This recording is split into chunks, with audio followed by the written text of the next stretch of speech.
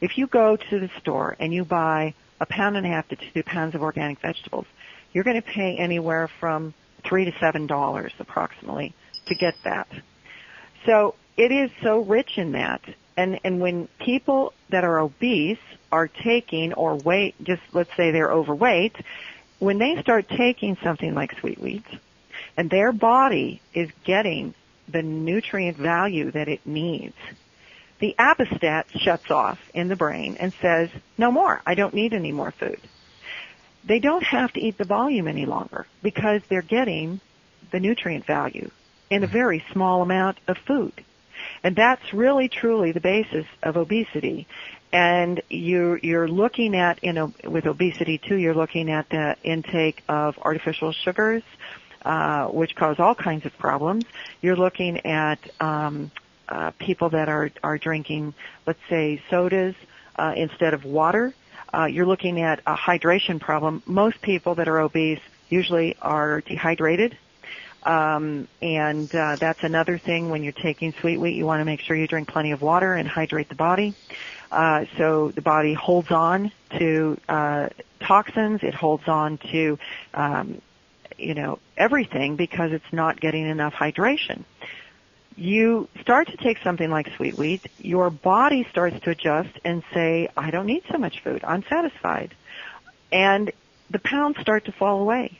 You start to notice you have more energy. You start to notice your focus is different. You start to notice you're sleeping better because the magnesium, the calcium, different minerals that are in the sweet wheat, you're able to relax at night. You're able to get rid of toxicity. You're able to have more energy because of that. So the weight starts to fall away, and it's that simple, Brian. You briefly touched on the toxicity of our bodies, and I know that sweet wheat has a role in removing toxic metals. People would be amazed at if they knew the amount of toxic metals we carry around in our body. How does sweet wheat work with that? Well, it's interesting because I'll give you an example. For instance, mercury. A lot of people these days are eating, tuna, and tuna is very high in mercury. So there was a story here locally that was published in the paper about a lady who could barely even move. She was so toxic, and upon inspection of her diet, it was found that she was just poisoned with mercury because she would eat tuna sometimes twice a day. Now, she started taking fresh shots of wheatgrass juice, and this just magically disappeared. She was up and about again, able to move. Upon further testing, her mercury levels had gotten greatly lower and continued to lower, and so she was just amazed at this ability of the wheatgrass juice to detoxify the heavy metal of mercury. I think that, with the wheatgrass juice, it has some kind of chelation effect where it can bind to these harmful metals and allow the body to have them exit, and it as well helps with cleaning the blood. We do have stories of people that have had high cholesterol, that have had, strokes or blockages of arteries, whereby they are using the wheatgrass juice with sweet wheat, and they are going back and having these things disappear. And the doctors are amazed at what's going on here. And they don't have the side effects of when you're taking, different cholesterol-lowering drugs. It's amazing because wheatgrass juice has no side effects. So you're doing something that is safe, it's organic and natural, and you're getting an incredible result with it in the overall health. And again, it just goes back to the simplicity of, these bodies were made to function on natural foods that had the amino acids, our proteins, the live active enzymes, the spark plugs of our life, the minerals and the vitamins necessary, and they're not equipped to run on all of these processed foods, as well as the drugs, so many drugs that are going in. Drugs become toxic in the body. And if you really just use logic and common sense, you will see that when you eat a food that contains those things, you're going to get better.